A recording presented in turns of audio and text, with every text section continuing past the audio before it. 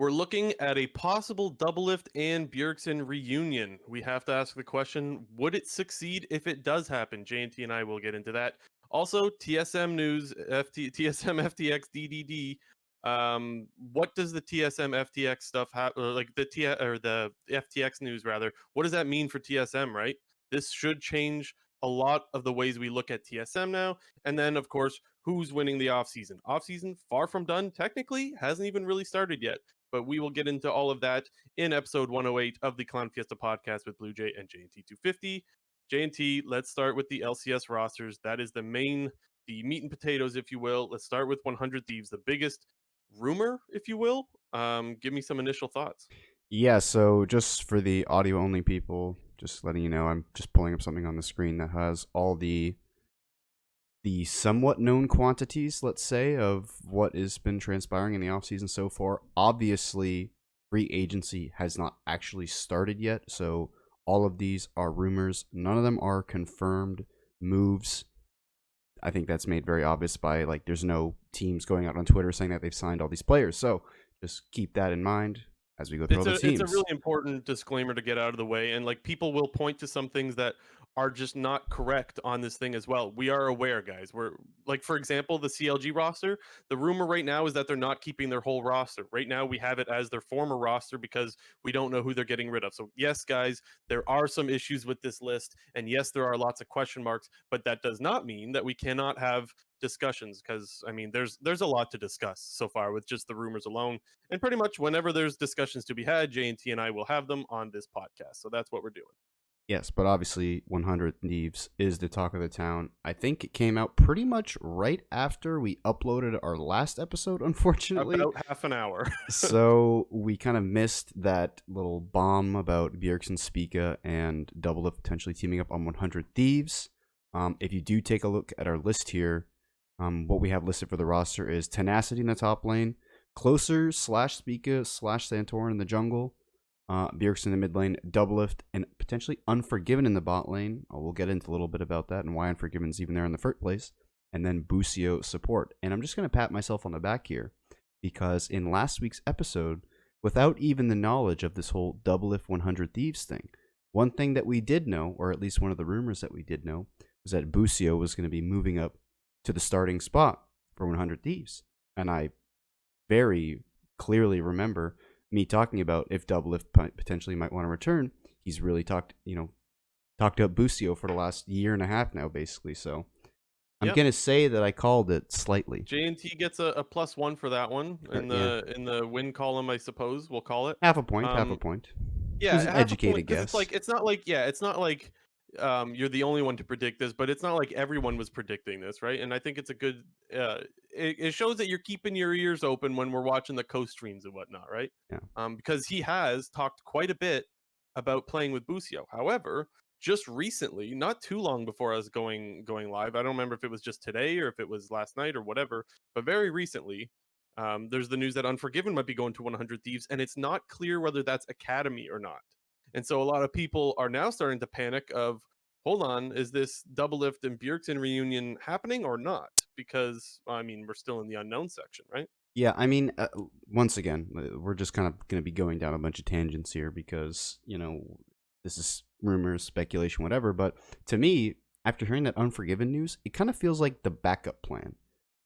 It's like, hey, let's get this guy right now because if we don't get Doublelift, great. We have a really good AD carry that can potentially slot into the starting spot. But if we do get him, great. We also have a great Academy AD carry who potentially could be useful come summer split, potentially dealing him to another team, or for, if there's some unforeseen circumstances potentially with the 100 Thieves roster, Unforgiven could come in. Because in my opinion, I thought Unforgiven was definitely one of the better ADCs in LEC last year, and I thought he actually played really, really well at the World Championship.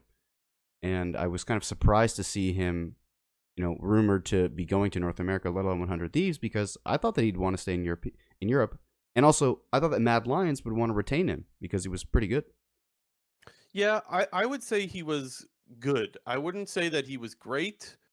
because there were some issues around, or let's say questions around his champion pool. Because like even at Worlds, for example, there was a lot of times where we just saw them go back to Draven in situations where it didn't exactly make sense to be playing Draven, but he is a Draven, or he was a former Draven one trick, if my memory serves. And so there was a lot of questions about like, does this guy have enough champions to pull out? Um, Especially when you get to Worlds, right? Tournaments that really matter. So those were some of the question marks around this kind of player. My other concern, and I think the concern for a lot of 100 Thieves players, is why would you bring in an import for just Academy? Like it is weird, right? Even if it like it's just a backup just in case. That feels very weird to have an import backup. Has that? I'm sure it's not the first time this has I happened. mean, 100 Thieves did it Has it with happened? Levi when they brought Levi over in season. Yeah, What the hell even season was it? Season 9? Season and 8? even if these things have happened Season 8? before, that doesn't necessarily make it normal, right? Yeah. Yeah, I'm It's trying to still a little bit I'm trying to abnormal. think of other like premier imports who came to NA to play Academy. Levi is the big one that I think of. Like I said, I'm sure it has happened. I don't remember all the specifics. Well, I guess technically, I guess that's more of a I benching. I was mean, gonna say Soaz ended up being backup. I literally just thought of that. And I was like, he did come to NA. He didn't come to play Academy though, but he ended up in Academy. So Yeah, that's and pretty funny. that's happened many times. I think this is a little bit more unique in the sense that it's possible he is just straight up an import backup. Now, it's also very possible that the whole double if thing fell through. But let's for the fun of speculation and for the fun of discussion, let's pretend we have this quote unquote super team happening. And I say that term a little bit lightly because it's not the traditional super team, or in comparison to like Team Liquid last year, for example, this is not as much of a super team. But I think, let me just ask you, JNT, is this a super team still? I think it qualifies as a super team based on the definition. What is that It's a little bit definition? borderline, I right? don't know what the definition is, but I'm going with my own definition, which is a roster that has three or more very, I was about to say dominant, but maybe dominant's not the right word. I want to say three premier players on your team. And I think that's kind of a good starting point to use in terms of defining a super team, like having three uh, top players in your role. And I guess I should maybe add on to the fact that it being a super team is a bit of a special situation because it's not like 100 Thieves already had these players and they were just adding, another piece and another piece there. It was no, 100 Thieves is bringing all of these players in. Yes, they are promoting, Busio and Tenacity from their academy roles into the LCS, but bringing in the big trio of Spica, Doublelift, and Bjergsen, potentially, if that is the rumored roster. And I guess we should also talk about, we heard about this news almost 1 week ago, whereas this Unforgiven news is kind of only 24 hours old. So we definitely could see some other iterations or changes down the line. I want to argue against the super team thing here. So I just want to be clear where my stance is here. I still consider it a super team. I do. But I want to argue against it because could you not look at EG last year and say something similar where you had Impact and Someday and Vulcan? Those are three premier players, You right? said you said Impact and Sunday. I assume you're talking about Inspired though. Oh yes, yes, yes. Sorry, not Sunday. Impact, Inspired, and Vulcan. And right, would that not qualify as three premier players? They slotted in two absolute rookies in Danny and Jojo Pyun, but Busio and Tenacity, not exactly long time players, right? These are rookies, so That's is fair. it not fair to make the comparison that possibly EG could have been considered a super team last year, even though everyone was looking at TL as the super team, right? I think that's definitely fair. One thing that I will say is that the circumstances are a little different, and obviously this is going to be up for debate or interpretation, however you want to see it. But I think when you do talk about Impact and Vulcan at the very least, they seem to sort of be on their way out. Like, the teams, they didn't maybe have as strong of performances in the past, and they were sort of coming to the end of their existence with whatever team they were on. I'll actually, I would say this point kind of argues against my case because I've always argued that Vulcan was one of the better players on Cloud9 before that whole, you know, Before they let him go. yeah, before that roster was really struggling. And even in the Season 10 version, when they kind of collapsed and missed Worlds, I thought their bot lane was the best part of that team, at least in terms of the bad parts. But I don't know. It does feel like with this 100 Thieves thing. I mean, Bjergsen, yes, he didn't make Worlds on Team Liquid. Yes, it was a massive disappointment, but he was still one of the better mid laners in the league. I would say probably one of the top two mid laners in the league. Um, and then Spica. While I think that the both of us don't necessarily hold Spica as high of a standard as the rest of the league and maybe the community does, because I think that sometimes Closer and Santorin's name can kind of get thrown under the radar a little bit when compared Hmm. to the big flashy names of maybe Spica, Inspired, and Blabber. But I don't know. The circumstances just feel a little bit different to me, and I do think that maybe, as you said before, they're not this huge, insane super team like Team Liquid 2022 was, but they're Yeah. definitely, compared to some of these other rosters we might get into, this is definitely seeming to be a big spending team. And I just want to add in one thing about this is something you mentioned earlier to me, the whole tenacity thing and how like yes, rookie, but like long time awaited, long time hyped player. And so even though he is a rookie, he still feels like he could fall under the super team or fall under the super team definition just being alongside the other three players that we mentioned just because he is incredibly hyped up whereas like for example, Danny had one split, right? And even though don't get me wrong, it was a very successful split. And then there was Jojo Pyun who also had a lot of hype, but not like 3 years signed on a team, I don't believe, right? I think Yeah, Jojo Pyun was at EG for like 1 year. Tenacity been there for like 3 years or something. yeah. Tenacity's been on 100 Thieves for 3 years now. We was in uh one split in their amateur league, one or not league, I should say program. 100 Thieves next, and then he's been in academy slash LCS for the last 2.5 years now. I know that they were doing their quote unquote 6-man roster last year. Let's be honest, it just wasn't really a 6-man roster. I think Someday definitely earned the spot and performed well enough to where Tenacity services were never even going to be needed. But I think 100 Thieves is sort of reaching that point where they are transitioning out of their old, roster and style. And I think that's something that you can kind of expect when they get rid of Papa Smithy, who was their Yeah. general manager for the past 3 years. And also they get rid of literally their entire coaching staff. Like I think we talked about it a little bit last week with Reaper leaving, but their whole other coaching staff is gone as well. Reaper's gone, Mithy's gone, Freeze is gone. I want to say uh I think I remember reading something on Twitter today about who like one of their assistant coaches was going to be, but I forgot who it was. But it was like somebody who was like decently recognizable.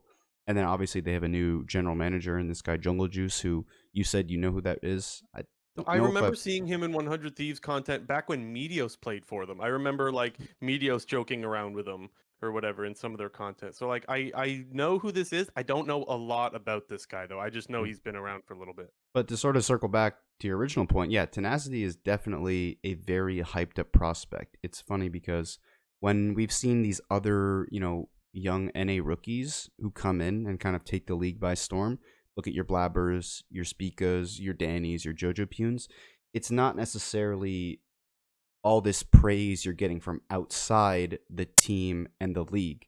It's kind of a lot more internally, and the teams internally feel confident to bring these players up. Whereas I think in Tenacity's case, he's been a player who's been talked about by I think everybody for the last couple of years. It's just like it's a matter of time before he gets in the LCS. Is it going to be on 100 Thieves or is it going to be on somebody else? And I feel like he's one of the few NA rookies who's been really getting league wide praise, which I think unfortunately is going to put extra pressure on him. But I think in this situation of calling 100 Thieves a super team also adds to that cause.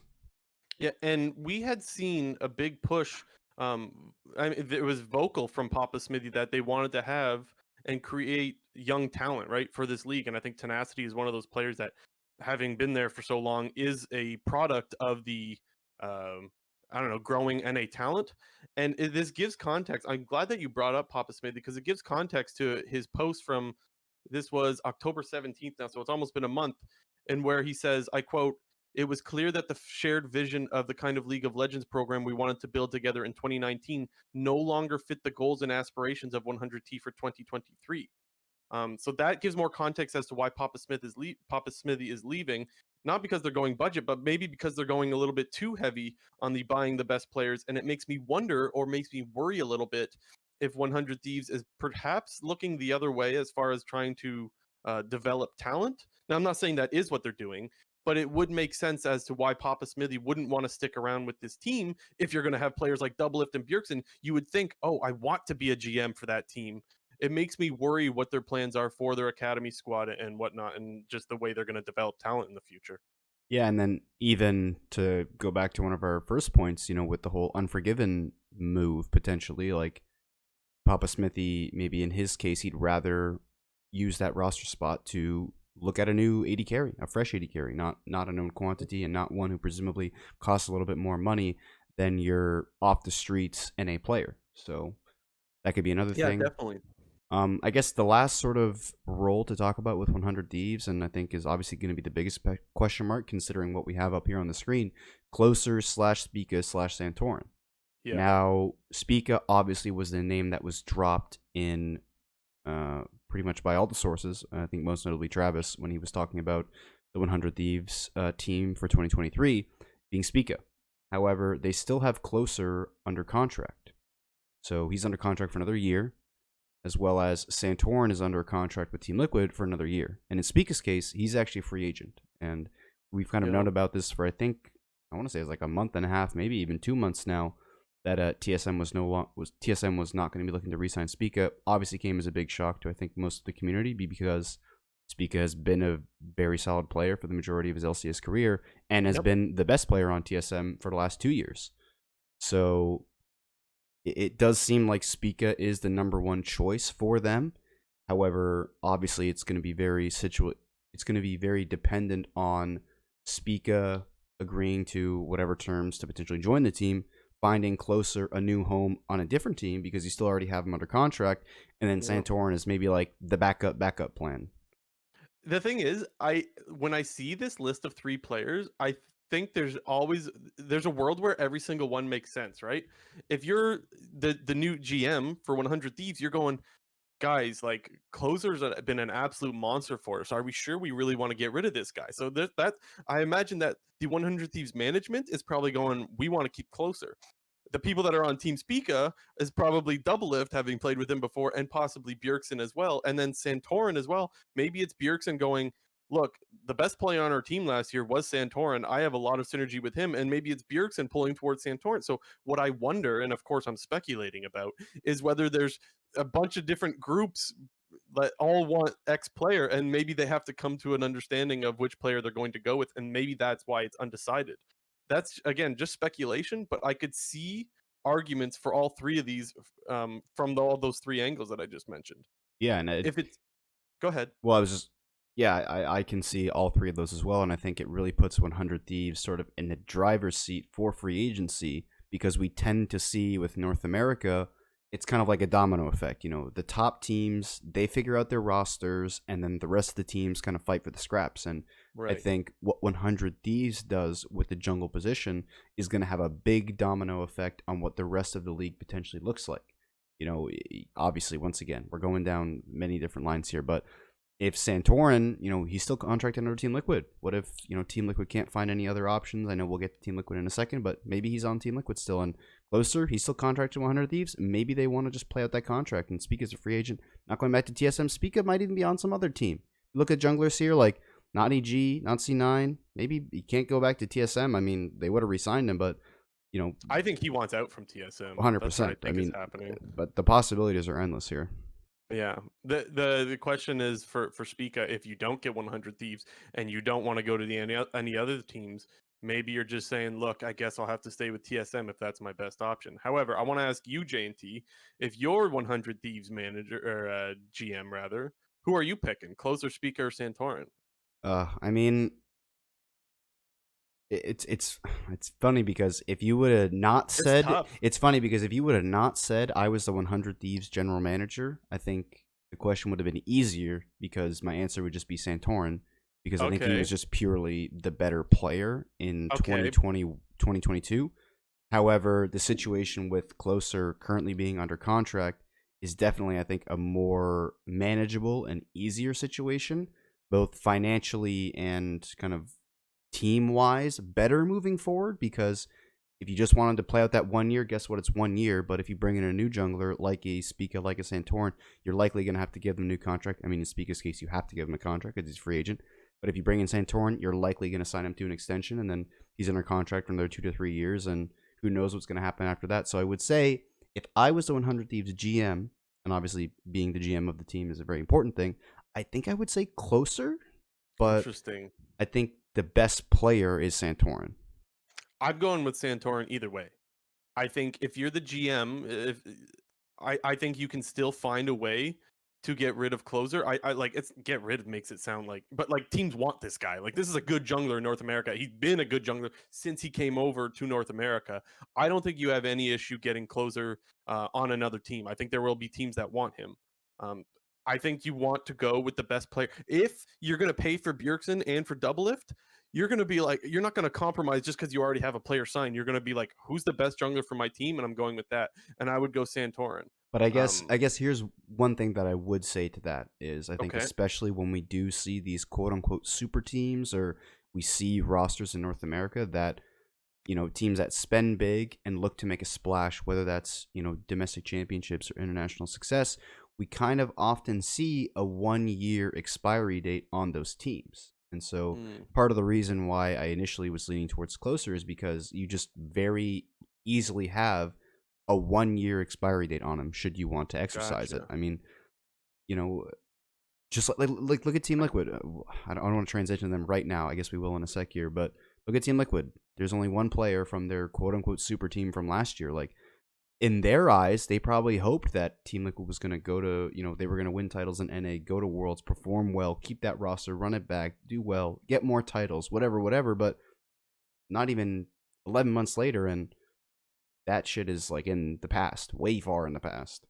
Sure, but if TL had success, wouldn't they want to keep that roster? Like, you don't put a roster together unless you think it's going to succeed, right? No, but So it, I guess my point was, I think part of being a general manager is you got to sort of have that in the back of your mind. You're like, what yeah, what is the plan? The A B C D. Like, what happen if this happens? What do we do? If this happens, what do we do? So totally agree. But I still don't think that would stop you from trying to get the best player for your roster. I think I see what you're saying, and that does make sense because if things don't work out, right? I totally get that. I don't think that can warp your decision making as to what is the best player for my team or who do I think is the best player for my team. And if you think that is Santorin, I think you still go with Santorin. You try to sell Closer's contract to another team. Um, Reasonably, I think you should be able to do that in the LCS. And I mean, maybe not, right? It's easy for me to say, oh, just get rid of them and wipe my hands clean of it. well, I'm oversimplifying it, but one I do think you should thing still go that best. 100 Thieves has going for them as an advantage is that Closer is a Turkish player, so it would make some like his contract is definitely more movable, like probably than a North American jungler, for instance, where you probably have a wider pool of recipients for Because your of Europe? player. Yeah, because Yeah. he's played in Turkey before. If it turned into a bit of a reckless situation, maybe he goes to the top Turkish team. Actually, it's funny we say that, but Turkey's not even a region next year, I think, right? Yeah, that's where I thought you were going with this. Isn't Turkey like you're not an import if you go to the LEC if, as a Turkish player? Oh, I don't know about that, but LEC. I was getting to that, but LEC as well. He's a Well, and player. He's a player you could likely sell an EU team on rather than an NA jungler. I'm a little foggy on if that's become official or whatever. I have no. I don't even remember hearing that, but I don't know. I mean, it would make sense, but If it wasn't a league anymore, it would have to make sense that you have somewhere where you cannot be an import. The only problem with that theory is that the LEC seems to be pretty much wrapped up as far as, or at least the rumors seem to indicate that most rosters are locked for LEC. We will get to that later, but that would be an issue with trying to deal closer. It doesn't look that there's that many options across the pond, or at least it would have happened already if it was going to happen. yeah. Before we move over to TL, just want to remind people if you're enjoying the content, hit the like button, subscribe, and leave a comment. I know you've all been told that before, but it's not that difficult to do, and it helps us a lot, guys. So please consider doing that. This could be our last episode, by the way. We don't know that we might do another episode. We'll have to wait and see. This But year, if this it's year, this year. yeah, yeah, specifically this year. Last episode. Um, It's fucking shutting down after this one. yeah, shut her down. No, I say that because, well, if you subscribe, then once we do start making content again in January, it will be recommended to you and you will have not forgotten about it. So do hit the subscribe button before we end for the season because we don't know. This could be our last episode. But anyways, big shout out to all the people that do that. And also, we do have the winners of the prop sheet that will be announced at the end of the episode. If you're wondering, did I win the prop sheet? We'll announce it at the very, very end. Last thing this episode we talk about. So just go to the end and it will be there. Okay, let's get into TL now because you brought them up a little bit. Yeah, it's funny because I brought them up in oh, could they be buyers for a jungler? Well, maybe not, because the word out of TL, or I guess I should start off by saying one of the very early initial rumors from Travis Gafford, I guess it wasn't a rumor, it was, speculation / rumor. But it was a prediction, I believe. I think he worded it yeah, as a prediction. prediction. This was in his prediction video. Yeah, predictions. That's correct. Yeah. He said that one of the LCS teams, was going to be going full Korean speaking.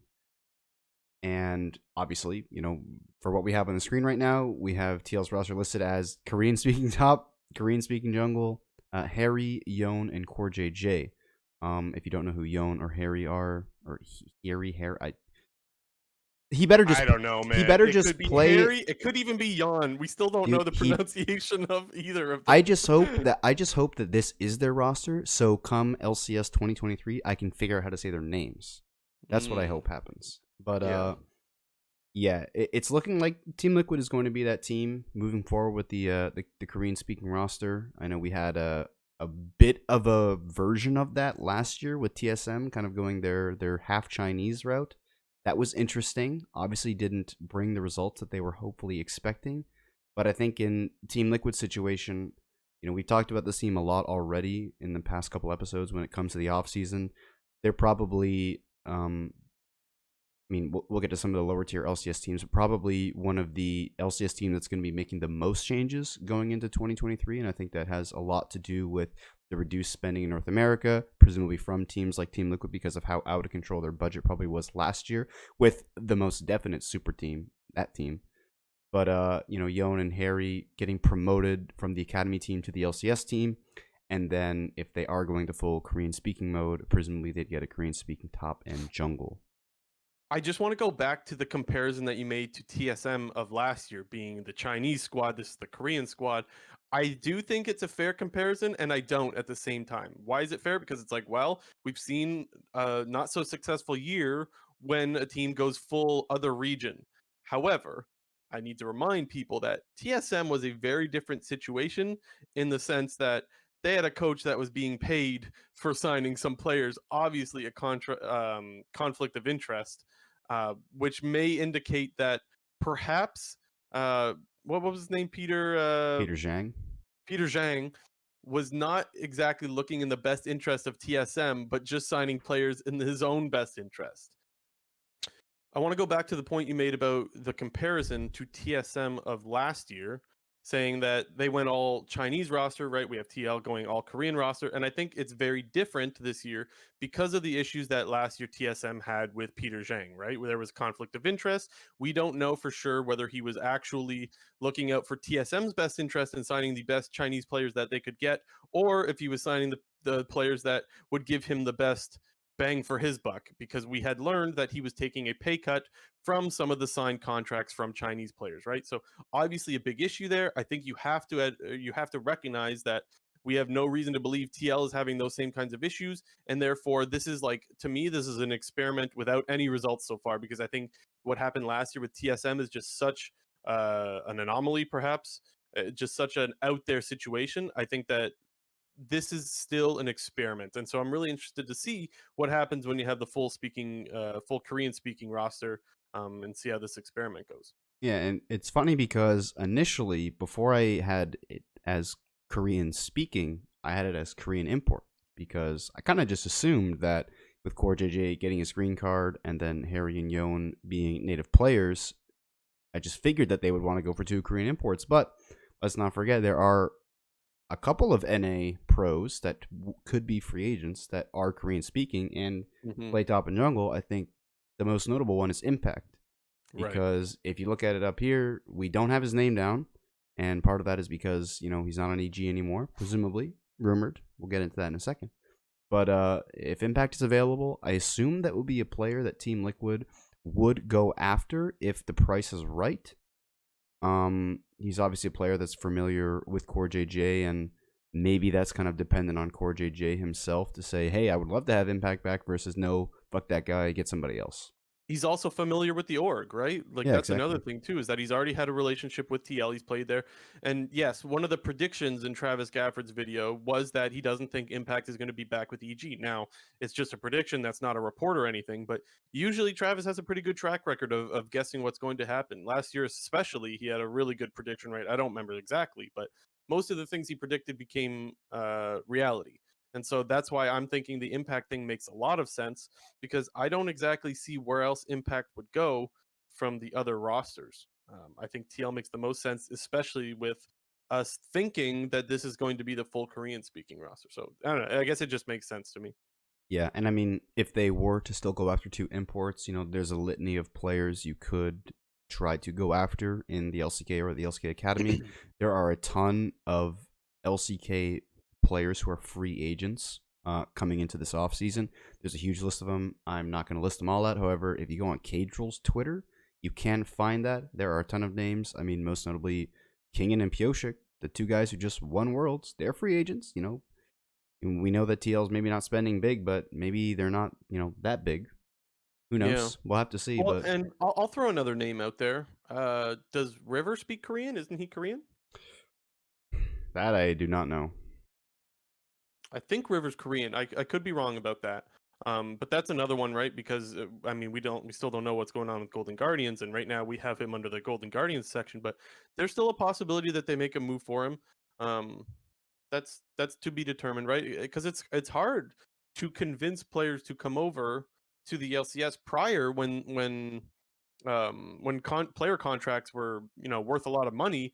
It made a lot more sense as to how North America continued to convince people to come over. But with a very very lackluster year for North America, only picking up a few wins in at Worlds and group stage, and contract prices going down, I think trying to make that sell to a top Korean player to import over to North America, much tougher sell. So maybe it's easier to convince someone like River who's already over here. I don't know, That but makes a lot of sense. I can't disagree with that logic. possible. So that's just some more speculation there. But yeah, I don't know. I'm really excited to see how the TL roster goes. Excuse me. I think there's going to be a lot of people that are like, "Oh, we're just a full import league now," and I don't think that's the case. I don't mind having one team like this. I would be a lot more disappointed if all 10 LCS teams went, "Oh, we're the full Chinese team, and oh, we're the full Korean team, and we're the full EU team." Sure, but we don't have 10 teams that do that, and I honestly I think it's an interesting little experiment. Yeah, and whether or not Team Liquid gets impact or not, I feel like even just talking about him and his sort of role in EG last year makes a lot of sense potentially with this TL squad, because you're bringing in 2 really young players who've never had LCS experience before in mid and bot lane, pretty much exactly the same as Evil Geniuses almost, minus Danny's one split in season 11 summer.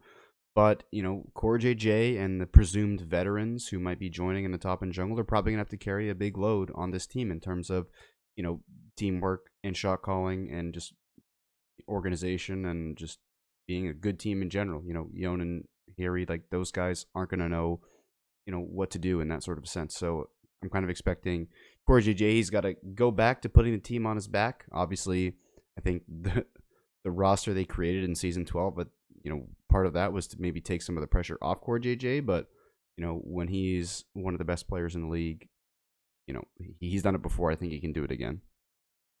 Quick 2 points. One of them is still the Core JJ thing, because Core didn't have the greatest year, right? And there was questions about whether TL was still going to want to invest in this guy. Clearly, they think this is the best bang for our buck is to keep Core JJ, and so TL has not given up hope, even if we didn't see peak Core JJ this year.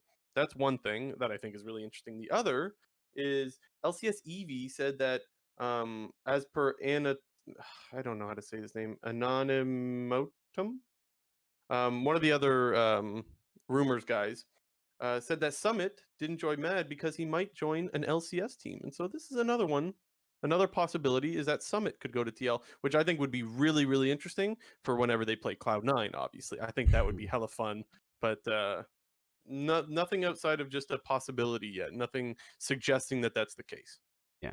Well, next up, we have Evil Geniuses. Obviously, we have a little bit of information on this team, mostly because if there's one thing we do know, It's that Danny is unfortunately not going to be on this team for 2023.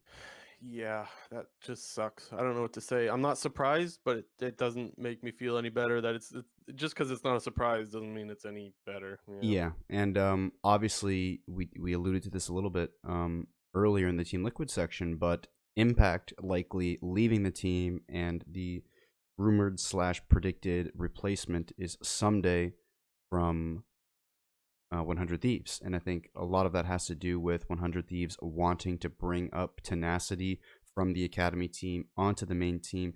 There was a source that, I think it was an LCS EV source, pretty sure it was actually now that I think about it, that EG was also trying to go after tenacity, and however 100 Thieves was blocking the move because they want tenacity for themselves.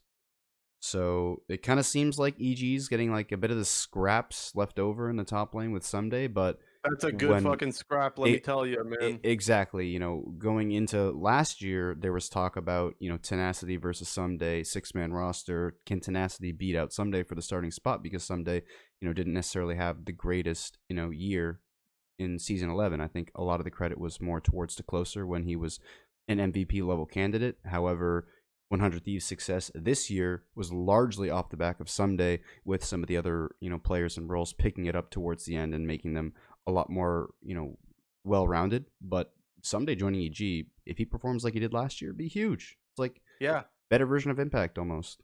Okay, so that's where I was going next. Do you think it's an upgrade? I say yes. If we get the Someday of last year, yes. Of If we course, get, we never know which version of Impact you would get and which yeah, version of Someday you would get. Of course, I mean, if we always knew being a GM would be fucking easy, you know exactly what you're getting, right? There wouldn't it's have true. been any discussion last year about I'm a whether Reddit EG GM. should, yeah, whether EG should go after Jojo Pion or Jensen last year. Everyone would have been like Jojo Pion, duh, but it wasn't obvious at that time. I would say go with Someday. I think that he had a much better year. I think that we've seen a slight decline in Impact, and that's why I've lost a little bit of faith. Impact still belongs on an LCS team. He's still going to be on one of the top tier teams, or at least he should be, in my opinion.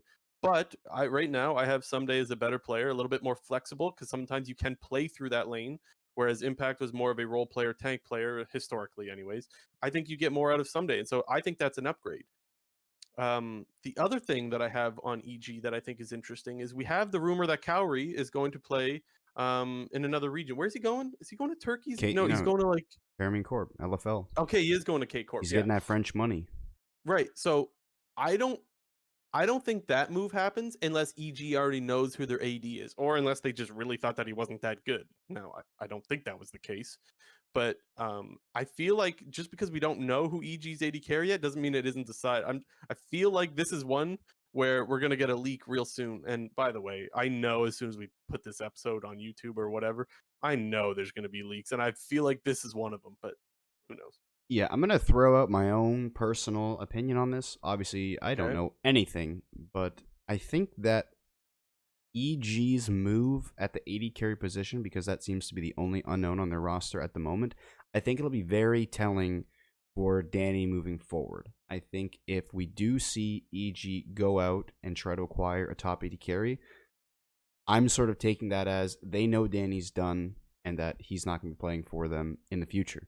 However, I think that if they go for sort of maybe a B plus player, one who you know is going to be somewhat expendable, I think that that would sort of lead me to believe that they have some sort of assurance that Danny could rejoin by summer. And I don't think any team is banking on Danny returning, because when it comes to mental health issues, it could be something that lasts a week, it could be something that never ends, right? well, So you can't presumably EG is going to be having ongoing conversations with him, and some form of a check-in to see where he's at, and Right. what his situation might be come summer, come 2024. I guess, Jesus, 1 year down the line, that But is feels that like a a risk that lifetime you could away. take? No offense to Danny, but we talked about this before. Is that a risk you could take on a player Uh, that you don't know if he's going to be able to play at Worlds? It sounds so heartless, right? But when this is a business like this, and you owe it to the other players to know that they're going to have an AD carry that's ready to go come Worlds. Like, I just don't see him getting on a team for that reason alone, which is it feels awful to say. It sounds awful to say, but I think that's the reality. No, and I completely get that, but I'm kind of looking at it as well from Danny's perspective, and if he's I don't know how much time off he's had now, almost just over 2 months now since LCS playoffs. But if he comes to EG and is like, hey guys, summer 2023, I'll be ready, let's run it, like, I would expect that EG would want him back because of the player that he is. He's a great player. Yeah, He's one. he is a star in the league. It He's didn't take long, but he became a star real quick in a he year and a half. last year he was either the number 1 or number 2 AD carry pretty much the entire season. I would say more often was the number 1 than 2 when looking at Berserker. Spring for Yeah, sure. both of them. I mean, it was him and Berserker the whole way. Danny much more in spring, Berserker much more in summer, but he's one of the top 80 carries in this league. And I hope for his sake that he's going to be very passionate about his return and wanting EG as well to know that, like, hey, if I'm ready, like, I'm ready and I'm back. And I think it will be a little bit telling to see what kind of an AD carry that EG goes after. One thing that I will say is that FBI is potentially rumored to be maybe joining the team. It sounds like Golden Guardians is his preferred location because who he is going to end up being there. So it does sound like FBI is in the mix for EG potentially, but more likely him going to Golden Guardians. I'll throw in another name. Doublelift. Yeah, maybe. Right? Because we still don't know if the 100 Thieves thing is locked in yet. If EG, like if you're Doublelift and EG offers you a fair contract where you get to play with Someday Inspired, Jojo Pion, and Vulcan, Doublelift might be going, okay, hell yeah. Yeah, no, another move that makes sense. Yeah. And for the record, we've talked about Doublelift many times on this podcast before. I'm still not convinced of what version of Doublelift is going to show up, whether he's on 100 Thieves or EG. Like, I think Doublelift is a very big question mark, just because it's been a long time since we've seen him, and the last time we saw him, he was not that good. I know I've said that before on this podcast, but his last season in the LCS was not good. Okay, well, I'll throw out you a question then. I'm not trying to make fun of Danny here at all, but if you had to pick one, would you take Doublelift or Danny, knowing you're Doublelift. Okay. No doubt. I think Danny's the better player right now, but I don't. If I'm a GM, I don't know if Danny's going to play at Worlds. That's a big problem. The other thing too is, even though I say we don't know if Doublelift's going to show up, you got to remember that this is a guy that gets really, really upset when people don't want him. Yeah, but maybe he's taken this past 2 years as some motivation. Yeah, because get back to the grind. Yeah, there wasn't any teams that wanted him, and so that could light a fire under his ass. So. Well, TSM sounds like TSM wanted him, but Reggie didn't want him because they were beefing. Yeah, there was. Yeah, that's a topic for another day, or I guess a topic that Bin had actually. Yeah. Okay, what's next? Yeah, we got Cloud9 up next. Feels like this is also another roster that we've known for a little while now.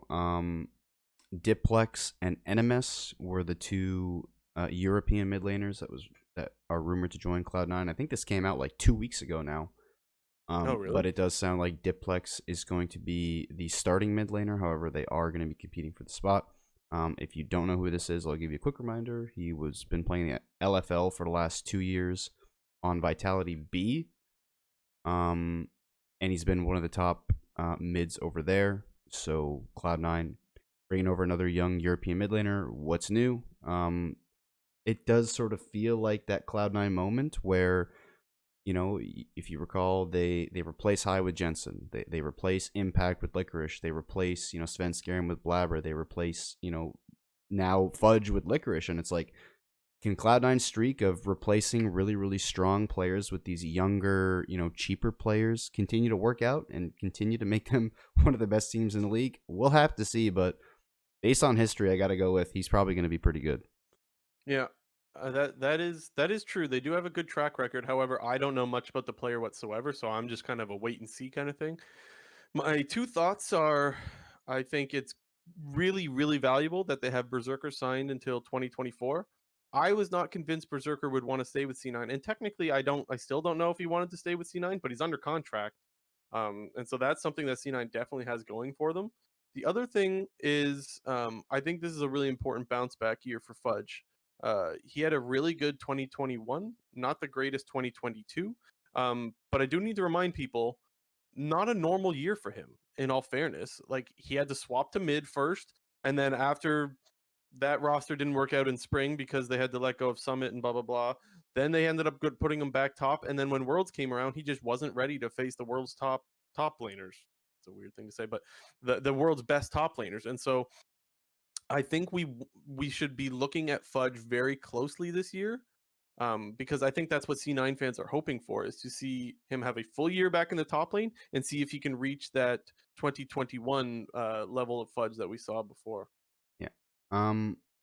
Yeah, not too much else on Cloud9 really. The Oh, rumors one are more thing actually. Sorry, I do have one more thing on C9.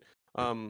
The prediction video from Travis did not mention Sven in there, so Oh, it makes me I wonder if. was about to say that it did because Oh, in that he said that Berserker wants Sven.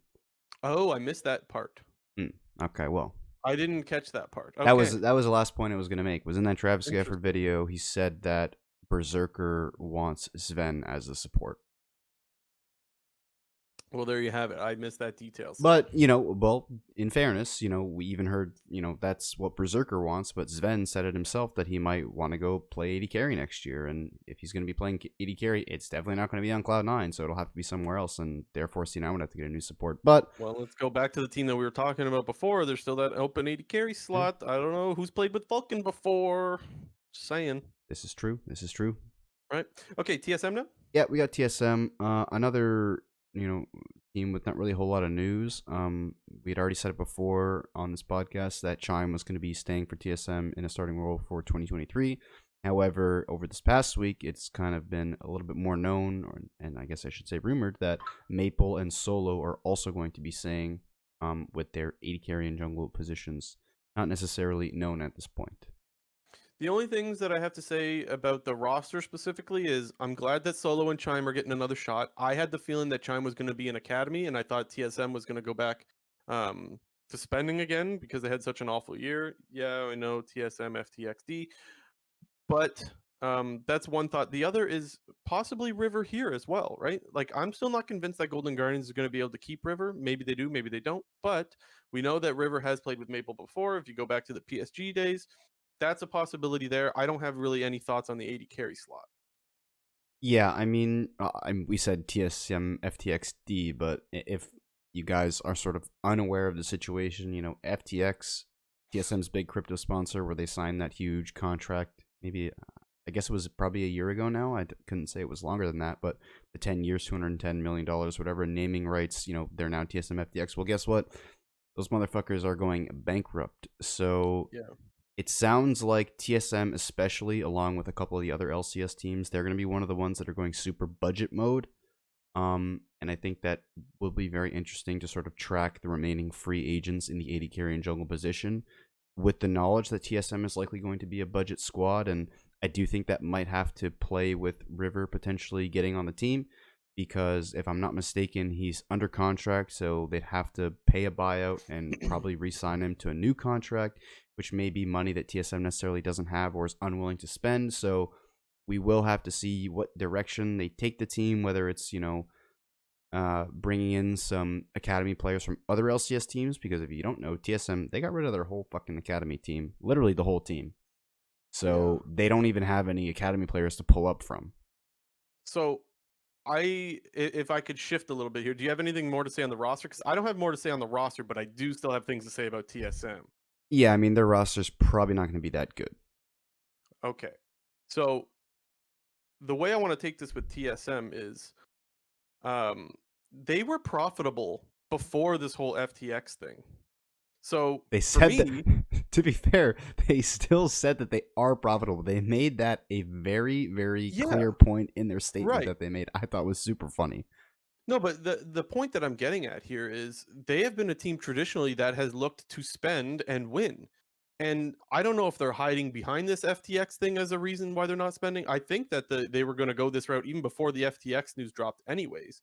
The point that I'm getting at is we talked for so long this year and so many times about whether TSM is the next CLG. And while granted, you know where I fall on that, JNT, no, I don't think they became CLG because they weren't absolute bottom They feeders, are. but they weren't far off.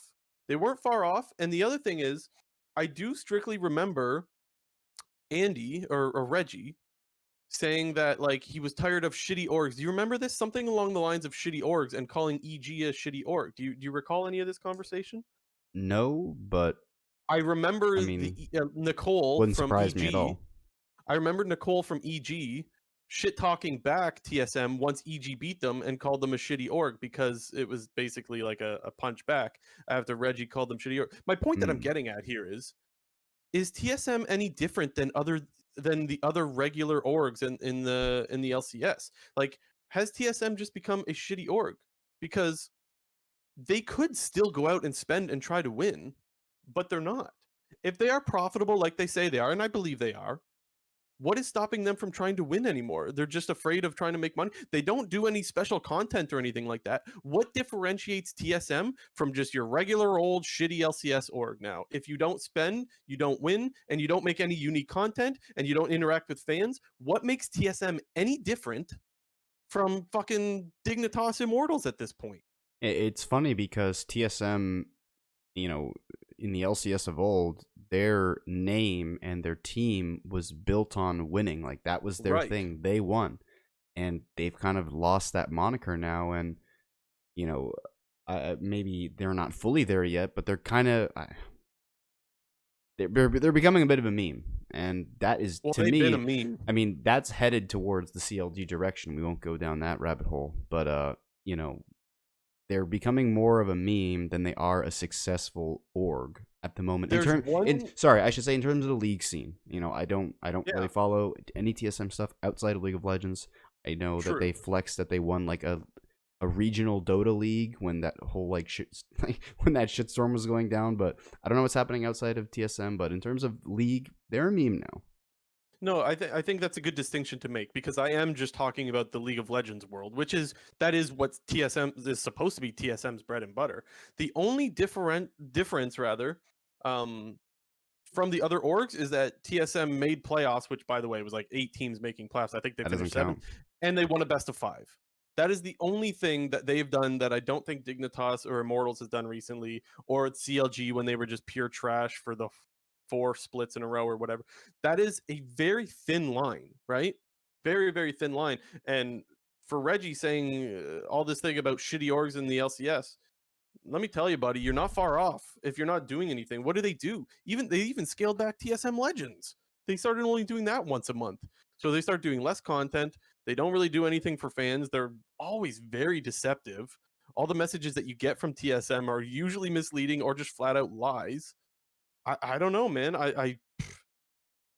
Yeah, you're not CLG, but you're not TSM anymore. That's the point that I'm getting at. They're definitely not TSM anymore. Because I thought for sure this would be the year where they're like, guys, we got to spend and we got to bounce back and we got to go fucking win this year. I don't see it. I don't see it. And while I'm more than happy to see Chime and Solo get their shot in the LCS because I think they deserve to be in it, this is not a TSM roster that I would expect after such a disappointing year. They've lost their mystique, let's say. Rant over. I'm done with my rant. We got a CLG up next, and yes, you are seeing this correctly. I have their old 2022 roster up there. However, some of the predictions and rumors out of the CLG camp is that they're not going to be bringing back the whole roster. And if I do a bit of extrapolating there, that makes me think that they're going to be keeping a majority of the roster. And I think, looking at it from CLG's perspective, that's obviously going to be really, really great because CLG was a team that did a lot of improving in 2022, both as, you know, individuals in terms of individual player performances and team performances, where CLG did make playoffs. They, you know, what happened? They lost to Cloud9, then they beat Golden Guardians, and they lost to somebody else or something. They kept going to 5 games though. Like, they were competitive this year, and they finished 5th, I want to say, in the regular season, or 4th 5th. or something. I think it was 5th. Wasn't Cloud9 5th actually? Didn't Cloud9 make like the climb from 5th and ended up winning the whole thing? I thought Cloud9 was 6th and CLG was 5th. No, but they played each other. No, so CLG would have had to have been 4th. FlyQuest would have been 6. Yes, you're right. You're right. Because they played TL in that series, then TL was 3. Okay, yeah, this is all making sense now. But my whole point of putting the 2022 CLG roster on the screen here is I think we're likely going to see the same 3 or I think 4 out of 5 players on this roster. I think likely they'll make 1 or 2 changes. If I had to pick one, it would probably be Palafox in the mid lane. Interesting. I think, and that was something that I said kind of at the end of the season. I wasn't as impressed with Luger and Poom as I was previously. They looked really, really good when they initially came into the LCS and were beating some other top LCS spot lanes, and they were kind of average this season. Not good, not bad, but just really solid. And I think a lot of CLG's improvements in 2022 was due to the individual improvements from contracts mostly. He was the biggest change. Yeah, he was trash in spring and he was great in summer. Yeah, he just had a really, really good summer season. I mean, we kind of saw, I think I like to call it calculated aggression out of him, except, in the spring, we kind of just saw him inting his face off. Blind aggression in spring. Yeah. So if I had to, if I'm doing the JNT predictions here, Palavox is out and some new mid laner is in. I'll play that game. I think so. For the record, if I'm CLG, I want to see them run back the same roster. I do honestly. too, That's but what I want. I think most people want to see that. But if we're hearing that they're not going to be sticking with the same roster, if I had to replace someone, oh God, I don't even want to say it. Who do you think I would replace, JNT? I want to know if you know who I'm going with. Dokla. Yeah, it is Dokla. You're always flaming him about his side laning last year.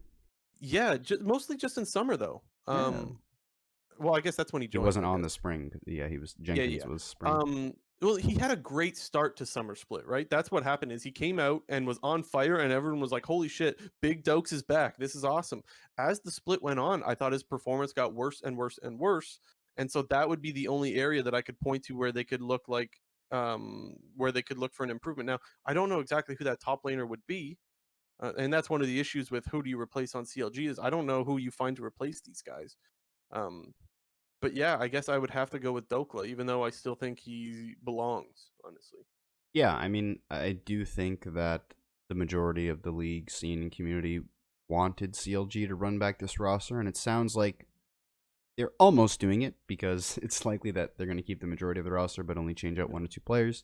But I still think keeping the core of CLG is the most important part, and I define the core of CLG as contracts, Luger and Poom, because those have just been their best players, their youngest players, their players with the most upside. I mean, the list just goes on, but I'm excited to see what CLG can bring next year. It'll be interesting to see what kind of a replacement they make, because when you have such a successful season like they did, if you're going to replace somebody, you got to replace them with somebody at least pretty good. So I would hope and think that CLG could be going after some scraps from some of the other top teams who might be losing some players. Yeah, we'll get into who those players are after we talk about all these teams. But one name that I'll throw in there is Abadage, maybe. Oh, interesting. Being that Papa Smithy, or wait, that's with FlyQuest. I almost got confused for a second. I was gonna say part of that is because I think he could be good on that team, and I still think Abadage is a decent player. But also, I think him and Luger played together already. Luger and Poom were the 100 Thieves Academy bot lane. He wasn't on the Abadage wouldn't have been on the team when they were there, but right. So where would they have played together in Turkey? In Turkey, yeah. I don't remember. You could be right. They played on Royal Bandits, I thought. Let me look at Luger. Are we able to transition over to FlyQuest? Because I think that's an area where Abadage could go as well, potentially. Maybe. I gotta... Yeah, they were both on... Wait, no. Oh, no. They were on... Oh, they were on the same org, but they were branded... Different times? Yeah, it was... Oh, okay. I was kind of close. I like you trying to connect the dots. I like it anyways, even if it's just a slight miss. With FlyQuest, we have all question marks on their JNT. Now, I am mauled. I am mauling over this. I loved this roster. Now that doesn't mean that I won't love the new roster. I still like FlyQuest, right? And I still think there's like FlyQuest, you could argue is still a team that might go in the right direction with getting rid of all these players. I'm just so sad because I liked them all, and I just thought the content that they did with these players, look, guys, I realize good content is not a reason to keep a roster. But for me personally, I thought it was great, and I loved the personalities of this team, while I also thought that they were good players as well. But with Papa Smithy coming in, I do think there's an easy argument to be made that FlyQuest is not only going to be able to continue with their content side of things. I'm sure that the people running content over there will be more than fine with whatever players come in, but also Papa Smithy can maybe implement that development system that he was developing with 100 Thieves over to FlyQuest. And so I could see this being a very, very good change for FlyQuest, even if we don't know who the hell the players are yet. Yeah, so I will quickly reference, Travis's predictions video, and in that video, he pretty much said that Most likely, FlyQuest is not keeping any of their players. The ones that we do know is Jose Diodo said he posted on his Twitter that he was allowed to explore options. We know what that means. And there was a rumor from LEC Lulu saying that Tukui is going back to the LFL to play That's with the one that Team got me. Go, who seems to Ugh. be like this Team Go team from the LFL just seems to be picking up all former LEC and Yeah. LCS pros. So sounds like those guys are trying to win, LFL EU Masters for that money. Yeah, that's the one that really got to me. I'm so sad that we're gonna lose to Koi. Like, I know a lot of people aren't gonna agree with this, but this is my personal opinion. I'm more disappointed about losing to Koi than I was about losing Parks. Damn, There's my hot take for the episode. that that's a fair one, I guess. I don't know. I like them both, so Yeah. No, I guess I did like Perks as well. Yeah, I I mean, like Koi a lot you more. just really like Takui. Yeah, I do. I was a big fan, so that's a little sad. Um, The other thing I have to say is, someone get Afromu, man. Why is this guy being underrated again? Why is there no rumors about teams going after Afromu, man? yeah, Ugh. he had that like 1 year stint in I think it was season 9 where he just looked like complete dog shit, and there was like that spam this fire to make Afromu retire, but And he's been so good since, pretty man. much apart from that split, moving forward, season 10, 11, and 12, he's basically been like a top 5, top 4 support in the league the entire time, and I'm not making that up. You can go back, watch previous videos on this channel where we talk about Afromu, and hey, if you even wanted to go back and watch some of his games, like this guy's actually still really good. So are we sure, or we're not sure, I'm guessing, that like Afro couldn't still be on this I mean, he roster? could, but it sounds like he might not be. So Because Papa Smithy has a history with Afro when he was on 100 Thieves, right? maybe. I'm guessing. I mean, part of the thing with them being on question marks is we don't have any idea. Like, we don't even have a direction to go to. At least with TSM, we kind of know a little bit, but with FlyQuest, yeah, we don't know too much. So, And one of the rumors with FlyQuest is that they're looking to increase spending, right? yeah, and I I think wonder what that looks like in a league that's reducing spending, right? Like maybe FlyQuest is looking at this going, hey, the rumor is all these teams are going to be spending less. Maybe this is our time to pounce. What that means exactly, I don't know. Maybe you go after closer again, Papa Smithy connection. get I don't Santorin know, again, run it back. Abadage. Yeah, like I don't know. I mean, Yeah, run back the FlyQuest of 2020 FlyQuest. they could run 4 of those players back. No solo, but I mean, Santorin, Power of Evil, Wild Turtle, Ignar, bring it back. Yeah, I'm excited to see. I can't wait for the rumors about FlyQuest to come out. The other thing that I'll say is the whole Philip thing. I think is also kind of sad. Look, I'm not saying Philip is necessarily even LCS ready. Like when he first joined, even FlyQuest was like, yeah, like we're just kind of trying him out. We think he has potential. And whenever you hear that, I don't even know what to take from that anymore. Whenever you hear like a player has potential, I think that's the biggest sign that you could see them in academy next year. Like, is it just me, JNT, or whenever you hear that a player has potential, are they just going right back down to academy the following year, or getting cut if you're on TSM and you have Yeah, if you're potential? Soul, you join a team and then are offered the starting spot, and then your coach and general manager call you a top 4 top laner, or say that you have the potential to be a top 4 top laner in the league, and then they cut you 3 months later. So nice. Yeah, well, I guess we'll touch on that a little bit later as well, right? Yeah. We'll get a little bit more into that. Yeah, I hope that Philip stays around in at least academy. Again, another guy that I think it was easy to cheer for. Good personality for the league, but I could totally see him being replaced because he was not one of our premier top laners in the league. Yeah. Well, we got Golden Guardians up next. Obviously, all we have written down here now is the bot lane of FBI and Hui, and then I had River in there with the question mark. And in all honesty, there was no even information to make me believe, or to make anybody believe, that River could be on this roster next year. I just put him there because Mm. I don't know. I just get the feeling that with Inero moving from head coach to GM, and considering the fact that Golden Guardians made a trade for River with 2 weeks left into the season, basically before playoffs, and whether or not they want to say that that was for, a playoffs push or a worlds push, whatever you want to call it, to me, and I think I said this before, like, I always thought that that was a long-term move. Like, they were going to get this guy and use him for next year. That's what I I think sort of it was perceived a it as. long-term move, but when he went over, he did not look that great on Golden Guardians, and they let go of the GM that made the move. Yes, that's true. I guess what I would say is, how good can you really look when you join, one of the worst teams in the league with two of the True. worst probably the two worst solo laners in the league by position, Maybe and also true. Licorice and a Blaze Olive, and at the same time, although that GM is gone, the head coach who was coaching that player is now the new GM. So Right. I do think that there are some sort of similarities going from Golden Guardians 2022 to 2023, and I think it would be a really boneheaded move on Golden Guardians' part. And I even said this once again back when they made the trade: if they just traded him for assets being money, and then just got rid of him 2 months later and didn't even use him for 2023 because he's under Yeah. contract. Yeah. No, I think it would be So weird, but it is this definitely possible. is a JNT prediction right there. River on Golden Guardians. Okay, fair enough. And the other thing that we know about Golden Guardians is that they want to try to what's the word?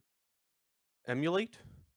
EG and CLG is what they were saying, right? Where they want to have veterans and then surround or Yeah. have some two rookies and surround them with veterans. Hmm. So the question marks in mid and top, which I mean, Olive and Licorice both had pretty bad years. It would seem that that might be the area where they go rookies. I just don't know who those rookies would be. Yeah, I don't really know either. I haven't done a lot of digging though, to be fair. So maybe there is someone that's obvious. Maybe there's someone in their academy that's like, oh, duh, it should be this guy. Let us know in the comments if we're missing somebody obvious. But yeah, I don't know who that would be. Are we ready to move on? I was about to say, yep, excuse me. We got Dignitas up next. Up until about 4 hours ago, they were another team that was going to be all question marks. However, according to the sources, we love our sources around here. Armut is going to be joining Dignitas, which is a pretty interesting move on both ends because Armut, he's going retirement mode, obviously going from the LEC to the LCS, so we all know he's getting that fat paycheck. I mean, maybe the paycheck's not that fat because he didn't really. It's Dignitas, man. He didn't really play that well last year, so. And it's Dignitas. This is true. I think he's probably getting a pretty low contract. I think he's probably thinking this is my only option to stay in top tier, meaning LCS or LEC, right? In a I mean, it can't be major that. region. It can't be that low. It's got to be like. You think so? Decent. It can't be like anything out of this world, but it can't be bad. Like, no way, it's bad. Well, you can't be bad. The contract you're saying, like, Yeah, like no money way it's a bad wise. contract. Maybe I don't know. I just don't think of it. Dignitas really I just wants. think of it from his perspective. Like, there's no way you didn't take bottom tier money to join the bottom tier team with, like, in all likelihood, you're probably not making an 8-team playoff next year. 8 teams and you're not gonna make it? Like, no way, bro. Well, maybe they do. We don't know. We maybe we're getting a little ahead of ourselves, right? You never know what could happen. But I do get your point. Dignitas That, like, stinks. Did you see Yeah. them last year? They suck. I get your point. I get your point. What was I going to say? Oh yeah, the weird thing about this move also is that, like, I feel it would be weird to sign with Dignitas at all right now, just because it feels like this is an org that's got one foot out the door. Like, there's just Yeah, rumors exactly. and rumors I that mean, this maybe team is he's about to sell. maybe he's playing the Yeah. long game. He's like, oh, in a year, I'm gonna be Sentinels Armut. I'm Beast. Yeah, maybe. But it is interesting that Dignitas just went after Gnar in the top lane, and that's we're gonna be playing Gnar this year, and that's kind of it. I know Yeah, I'm so half memeing, by the way. for all I'm not complete. for all the LCS teams that are kind of they're starting to write the playbook for 2023. All you need to put in there right now is when the Dignitas page comes up, you have ban Gnar, and then they're good. The thing was, even though he was, like, mostly one tricking this year, he still wasn't even that great of a Gnar, which is really surprising that they went after him. I don't know. Limited options. Maybe they thought they got a good deal with him, and I can't even speculate as to why, because I don't think that he had a very good season. The other thing that I want to talk about with Dig is I think you should be doing whatever you can to hold on to Biofrost. He had a really, really good spring. Now, mind you, at the start of summer, not very good. Biofrost did not have a great start to summer, but I think as the split went on, he started to look more and more like himself. And I think he's probably still one of the better supports of the supports that are available. So I think if you're Dignitas, you should really be trying to hang on to Biofrost. Yeah. And if we want to throw out another little JNT prediction here, we'll keep the trend going. But I think I saw it on Twitter. Like, either Blue is allowed to explore his options, or Blue got, like, they did the thank you Blue on Dig Twitter. I got it right here. It says, "Thank you, Blue, for giving it everything this year, no matter the adversity. Good luck in the next chapter of your career." So first of all, kind of confusing to me because I still thought that Blue was a pretty good player last year for the most part, considering that everybody thought that he was going to come into LCS and be the worst mid laner by far, and he was. He performed better than expected, but the expectations were so I mean, low for him, he was right? still an average LCS mid laner, and I Yeah, I think agree. yeah, compared to a guy like a Blaze Olive, you know, True. I agree. decent results there. But for my J&T prediction, they have Insanity on their Academy roster. So J&T prediction, Insanity mid for Dig next year. On the reasons that you think he should be there, or on the reasons that they're like, we don't want to spend for anyone because we got our foot out the door? Maybe a bit of both there. Hmm. Yeah, because I mean, the last time we saw Insanity, I was not too impressed. I don't know about you. Oh, I mean, yeah, his I mean, I rookie. guess I do know about you, Well, actually. yeah, his rookie split, which was S10 summer, was good. I mean, it wasn't good, but it was like he showed promise, and then It was passable and for a then rookie split. S11 spring, I thought he was pretty good. He was like top 5. Yeah, I thought he was the 5th best mid that year. And then summer And then he fell off a cliff. stunk up the fucking gaff, like holy moly. Yeah, whatever that means. And nothing else for Dignitas from me. I just hope that they sell and we get a more interesting team in the league. Kind of agree. Okay. Immortals. Yeah, Let's play the game that we did with CLG. Whether the like, but instead of the who are you getting rid of, it's who's if the there's one one person player you're that keeping? yeah, who should you keep if anyone from this roster that they had? I And mean, Ignar, I guess he's like the only guy that was probably. and let's remind people it was Revenge, Kenvi, Mhm. PoE, was it Lost? Yep. In Lost summer, and it was Ignar? lost. Before it was Turtle, wasn't it? Then it was lost for summer, I think. I could see you making the argument of keeping Kenvi because he's like your Yeah, maybe. rookie. I mean, I think I said this for the majority of last year. I pretty much like Kenvi was getting a pass no matter what.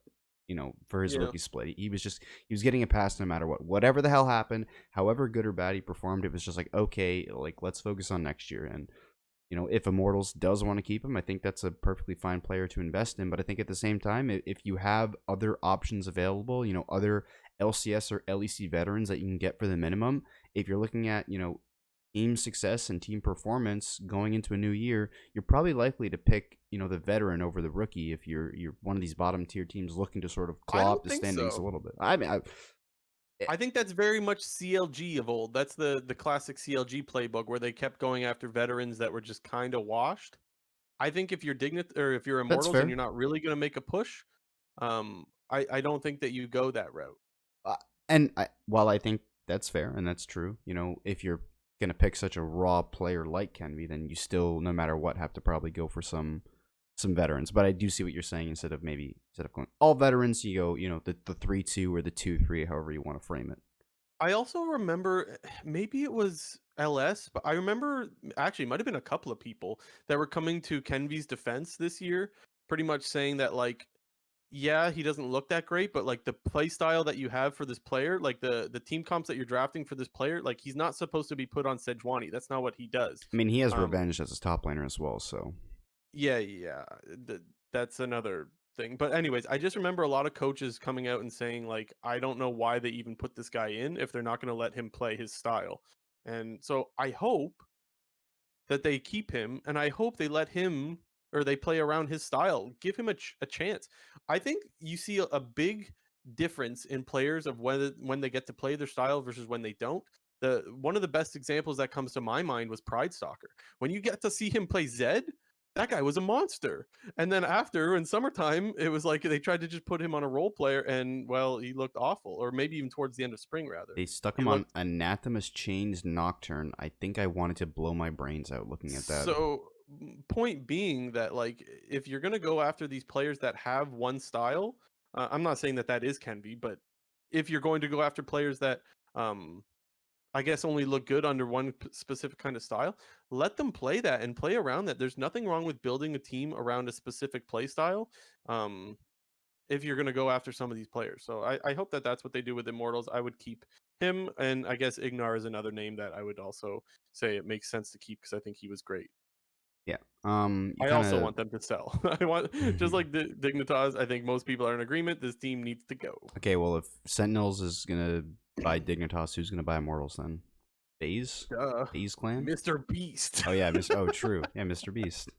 Mr. Beast has got to pull FaZe. up already, bro. Dude, FaZe better not ever join I the dude, LCS. I freaking hate that org, I'm just man. throwing out NA teams. So I mean, Dude, FaZe is just pure douchebaggery. I don't want that in the LCS. Please, never. Please, no. their Okay, CS:GO anyways, stickers will still always be elite. sure. What are we doing next? I mean, we got the LEC rosters. If you know, we do a little LEC talking on this show over here. Okay. So you know, we won't get too deep into it. You know, not like we have been doing with our North American teams here. But I'm just trying to pull this up. Sorry. Yeah, take your time. Here we are. We'll go through the LEC rosters pretty quickly, especially just for the audio people. We won't go super into detail into all of them, especially the bottom tier ones, because we don't really care about them. However, they are as follows. And once again, these are all rumored rosters. Nothing is official. However, you know, LEC Wooloo, he's leading the pack in terms of reporting on all these league offseason transactions. So G2, Broken Blade, Yike, Caps, Hansama, Mickey X, Fnatic, Wonder, Razor, Humanoid, Reckless, and Rux. Mad Lions, Chasey, Elyoya, Niski, Karzi, Hillisang, Excel, Otoamne, Xerxes, Vithio, Patrick Targamas, Vitality, Photon, Bo, Perks, Neon Kaiser, KOI/Rogue, Shigenda, Malrang, Larson, Comp, and Trimby, Astralis, Finn, 113, Dejor, Kabe, and Jonghoon. I think he was like Rookie of the Year or whatever. SK, Irrelevant, Markoon, Certus, Exakick, and DOS. Heretics, Evi, question mark in the jungle. The only question mark on this page. LEC Wooloo, what the fuck's going on? Ruby Mid, Jack Spectra AD, Mersa Support, BDS, Adam, Shio, Nuclearant, Crowny, Labrov.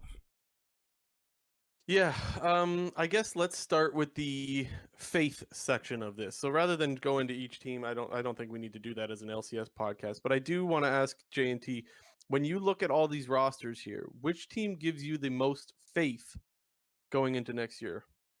Probably Fnatic. Interesting. And I think part of the reason why I say that is because although G2 probably has the best roster on paper, actually, is that even true? I don't even know. That's tough. Okay, well, even if we're gonna assume that G2 is the presumed number one team, when you have a rookie in the jungle, it's always just a little bit worrying to me, especially when you are a team that has such high expectations. Is it a little yikes? Ah, Jesus Christ! I had to. I mean, obviously now, like Twitch chat, when Yike makes an int play, it's just they're just gonna spam yikes in the chat or something. Of course, of course.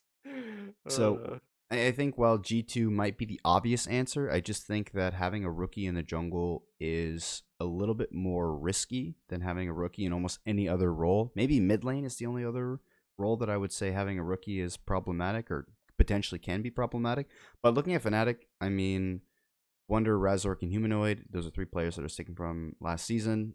Reckless coming back, obviously, is the big news coming out of EU. But he's going to continue to be the best or one of the best AD carries in the LEC. He has been his whole career. And Rux, I mean, maybe it's just the copium from Worlds and his 2 games that he's played where he just was actually smurfing his face off. But, yeah, I mean, I'm coming in expecting that he's going to be decent. I'm not expecting him to come in and just be, you know, his 2 performances that he had in Worlds. But, you know, to move off of Hillisang and promote Rux, you know, I'm also kind of believing the team. I'm believing what the team is believing here and making that move. So I know this is going to sound like an easy answer, but I'm going with G2 still. I do think it is a worry when you have a rookie jungler. However, I am buying the hype behind Hansama. I know that he didn't have the greatest year on TL. Wait, and I guess I want to ask you, J&T. You said buying the hype. What hype? I'm just asking. He's been hitting rank. Well, that's where I was going to go with this next. He hit rank 1 in EU, and he's been just hard grinding. And you just see win after win after win after win after win. And that's why I was going to ask you, J&T, is how much hype do you buy into a guy who's hard grinding and just absolutely, well, I guess 1v9ing in solo queue? Does that mean anything to you, or is that all fugazi out the window? It definitely has some. I mean, it's not the end all be all, obviously, but when you have, you know, Hansama, he's like hit rank 1, I guess. I mean, players like Bo, I mean, we'll get to him in a sec maybe, but Bo, he's like, ever since he got to EU, basically, like, everybody was talking about his solo queue account and, in EU West, and how it was like 80% win rate in Challenger and absolutely just smurfing and destroying games. And there was like a period of time where like all the EU streamers and were like spectating his solo queue games, which just sounds like a complete shit show, but he's obviously that good to where it warrants looking at his games. So maybe like in terms of how much I take into consideration, like maybe like 5 out of 10. I don't know. Yeah, so a little bit, I guess. For me, it's not just, oh, he hit rank 1 solo queue, he good player now. It's like it's in combination to knowing just how good he was just a year ago, right? Like before he came to the LCS, he was an absolute monster. And so it's like it's not just, oh, good solo queue player must be good league player. Like guys, I realize it's not that simple, but I do think you have a guy that definitely has a fire under his ass, and I know that's like one of the easiest cop out things to say, but it's so true here. And I really, really think that being able to go back to Europe for him will get him into his comfort zone. I think being able to play with Mickey, another really good player too, that's going back to G2, another guy that's going to be in his comfort zone as well. I think that you have the pieces here for what is a team that's going to be looking really, really good. So I like G2, honestly. Although I will totally admit that I have the same worries as you do, that I don't know what to expect out of Yike from the jungle. The funny thing is I was just like, just put Yankos on the roster and it's just good. Like, bro, get him back in there. What happened? Like, I would really want to know what went wrong with Yankos. Like I don't get it. I can totally see that Yankos is not the jungler he was 2 or 3 years ago, but he's still one of the best junglers in the league. I don't. Yeah, it is a bit bizarre. I mean, once again, this is like a JNT prediction or speculation, whatever you want to call it, but it's obvious that G2's priority is caps no matter what. We kind Which of, makes sense. I mean, yeah, don't get me wrong, that's what they should be doing, but if I had to make a guess in terms of where it potentially went wrong, it might have went wrong with caps. They don't see the game same as they maybe used to, and, champion pool, whatever, if you want to say Yankos is not as good as he used to be, maybe that's true. Although I think the drop off is not very much. Maybe like, yeah, I agree. He's gone from like a 10 out of 10 or 9 out of 10 to like an 8 out of 10, which is still pretty damn good. So, well, I think you could also apply that logic to Caps. Still one of the best players in the league, and oh, still not where he was either. So 100%. But I mean, Caps is yeah. still pretty insane. Yep, I no doubts there. But yeah, I do think that the Fnatic roster is interesting, and I think the XL roster is obviously Dude, XL, interesting. they got a little god squad over there, man. I'm telling you. I'm a little bit question mark on the Xerxes thing because we saw so many different versions of Xerxes just in the last couple of years. Like even when he Yeah. was on Immortals at his first stint with Immortals, he looked very, very good, even though his team didn't really. And then he just fell off a cliff himself, and I don't know what really happened with him. And But he then didn't look like himself either. even in his last stint in EU, when he was on Astralis, he got, kind of usurped by Zanzara or whatever on that Yeah. roster. So that's a little interesting to me, but I do think you still have upgrades in Odoamne and VTO.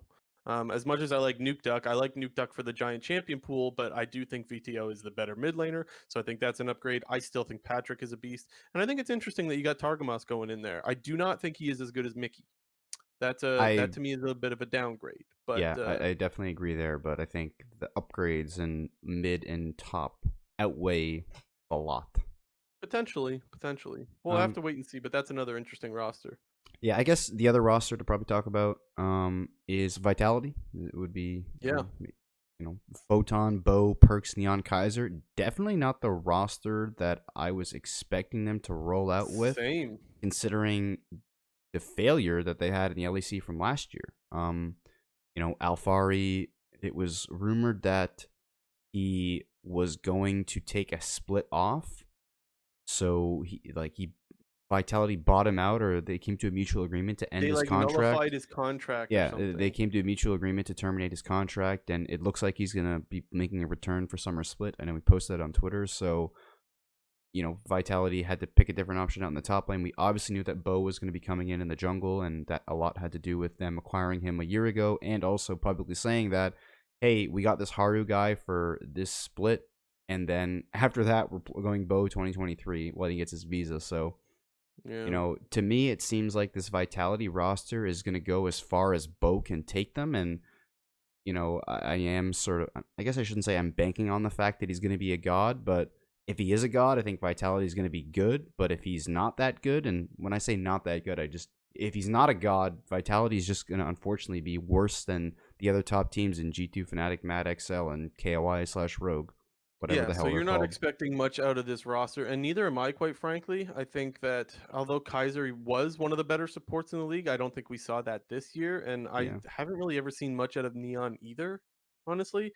Perks, we haven't seen Perks be Perks in quite some time now. People know that I was a little cold on him even in the Cloud9 days.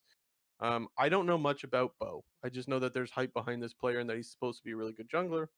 I guess time will tell, but yeah, not the Vitality I thought we would have seen either. Yeah, and then I guess the last thing I have to say is the KOI roster.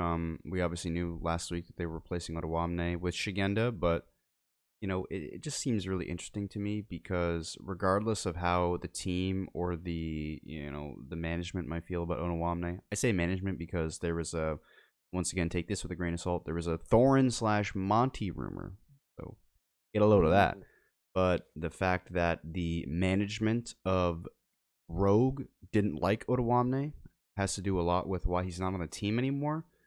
So I think Mm. a pretty obvious downgrade in the top lane is just going to make Rogue worse than they were last year. And I know we kind of talked about this even during Worlds, but despite Rogue being the #1 team and winning the LEC Summer Split, people still view G2 as the better team. So I think Yeah. going into this year with a lot of these teams, changing up the rosters and sort of uh, the future is looking a lot different with Rogue. It's just kind of the same thing. So to me, it really feels like the pressure's on Shigenda to at least perform similar to Otawamne going into next season, or what was the point, I guess. Yeah. Guess last thing I'll say is why the hell is Treats not on SK anymore? What happened there? Yeah, and this DOS guy apparently is like super toxic as well, so I don't even We'll know what the see. deal with that is. Yeah, and so right now we have a list of Upset, Yankos, Alfari, and Treats are all like notable players without Yeah, teams. that's the EU McDonald's team, as they say. Yeah. Yeah. Very interesting. One single last thought I have on the EU rosters, and one thing that's kind of cool, I guess, is Evi going to be on Team Oh Heretics yeah, going true. over from the LJL. Um, that has got to be a situation where the contract he had to have gotten more money, had to have gotten more money, no doubt, because there's no way you leave Detonation Focus Me, the best and most popular team in the LJL, the one who makes Worlds and MSI literally every single split since their existence except for one. There's no way you leave that team unless you're getting It more just money felt so elsewhere. out of left field because Europe I is I not a agree. region to normally have imports in the first place.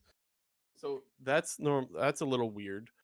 There was rumors about like minor regions that aren't going to be counting as imports or something like that. I don't know if that's going to be put in place anytime soon or whatever. I know there's rumors about that.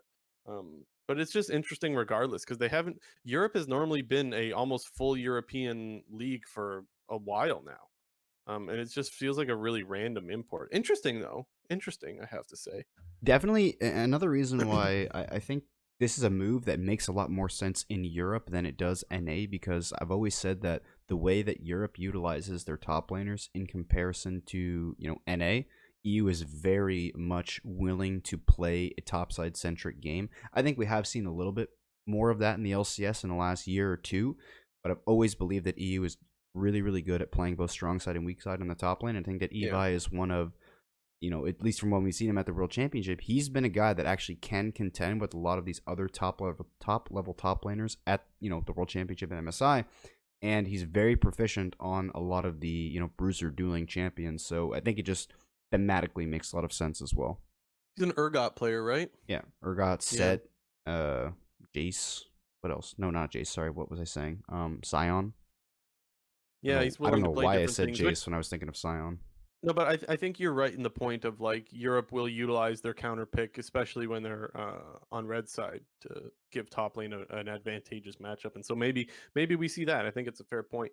The one other thing that I wanted to touch on the LEC thing, before we move on, was the deal with Reckless going over to Fnatic, because we talked last week about the contract jail situation, and so there was how do you say his name? Kameto, the K Corp Commento? guy. I have no idea.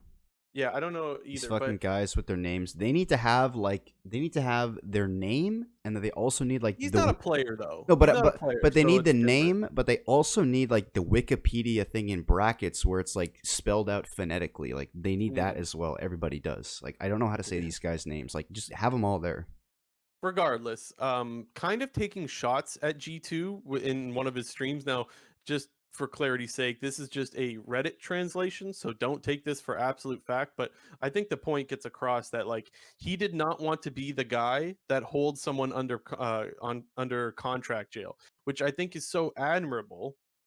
And the reason why I think this relates so much to what we talked about last week with G2 is we said like some teams they just do what's good for business, and there's often that excuse of like, well, look, it's a business and you got to do what's best for business. But I think he makes the point here that sometimes what's best for business is what's best for the player and what is best for the league. And I'm just going to read off some quotes here that were from the Reddit translation that I think are just so important, and I wish more teams took this approach. So he said, "What I want is that when players leave KC, they don't leave hating the org. They don't leave with a drama like what happens in some other orgs." Obviously, I think he's poking at G2 here. Another thing he says is it's easier to play the businessman, but I trust having good values will be worth in the long run. Absolutely true. And the last one here is it has more value than destroying careers and dreams. Honestly, if I become like that, it probably means I won't be the one in charge anymore. So basically saying like I don't want my org to be the ones that holds players under contract jail. It's It's not definitely if a that's shot gonna at G2. if it's going to happen, it's not going to be while I'm in charge. And I admire that so much because I think that it shows that you can be good to players, and that is what's best for business because it's what's best for the player and what's best for the league. You don't want these guys like reckless playing in, I guess if it was North America it'd be academy, or in Europe the ERLs. Like that's just not where these players belong. They belong in the league that everyone watches, and people want to see reckless play. People want to see Yankos play. This shit's got to stop. And I really admire that, and I'm glad that even though he didn't say G2, we all know that they're poking at G2, and I think it's important for people with voices like he has to call them out on this shit. I think Yeah. that's great. I think the sort of drama that we've seen from G2 over the last couple of years in terms of the contract situation, it's a little bit of a byproduct of success in the LEC because G2 very often is the team. They're the team that is number one in terms of picking up free agents. They're number one in terms of sending players to other teams or getting players from other teams. And when you control all that power, it can definitely put you in a situation where you can abuse that power, and you can get into situations where it's like, okay, well, we brought over Reckless for this presumably massive buyout and massive contract, and now we have to get rid of him. We need to recoup some of that money. But when you look at the KC owner, and it's obvious that he doesn't do business that way. He's really looking out for the long-term future of his team when he talks specifically about not wanting players to hate the org when they leave, and Right. wanting to feel respectable and having good morals and values in the way that he conducts business. And I think in those situations, it's only positive things can come after that, because you're going to have players who leave your team that talk about how much fun or how much success or how much great things that team was doing, which is going to be more desirable for other free agents to potentially come in. But when you get into a team like G2 situation, those things don't necessarily matter the most because G2 is the winning team. You joined the team to win, whereas teams who aren't in that position all the time, I think you're definitely right. There needs to be more people who hold those values and morals to a higher standard to make it better for everybody. And the other thing too is you can't win forever though. So That's if true. G2 becomes the org that is no longer winning, like TSM for example, I'm not saying G2 is going to become TSM, but my point is Is that it the can new part of happen the where you're cycle? it can happen when you're a team that wins and you become a team that no longer wins. People are not going to want to sign with your team anymore if you're not known as the team that's going to win, and you're always known as the team that's screwing over your players and getting them locked up in contract jail. People aren't going to go to your team. So that's why I say it is good for business to do what's good for the player sometimes. And I think that he shows that in his I don't know, in what he said on his stream. So is that the next phase of the cycle? TSM's the new CLG, and then G2 is going to be the new TSM. TSM, yeah, that would be a good. Let's start Got that you. meme. We'll Okay, we'll we'll try to we'll remember we'll, that if uh, G2 stops winning. we'll somehow by the end of the Clown Fiesta podcast, however many episodes it is, we'll create that full circle. We'll come back to CLG somehow. Okay, Like got it. who knows how big that circle is going to be, but we'll get back there eventually. All right, sounds good to me. Well, Let's move on. yeah, we had some Twitter drama. I mean, we got to bring it up because it just happened this past week, but it's kind of beating a dead horse at this point. But you know, I don't even want to talk about it. Like, I'm actually annoyed with the Vulcan stuff here, and I'm not annoyed from Vulcan's side of things. I'm just annoyed with the conversation that happens every year. But it's like I feel like a jackass if we don't touch on this because of how prevalent it is right now. Everyone's making their 2 cents on it, and I don't even want to talk about it. But we have to every year, man. Yeah, so for the unaware, Yeah, Vulcan put out a pretty, I wouldn't even call it controversial, but a pretty, a little controversial. I would say it's controversial.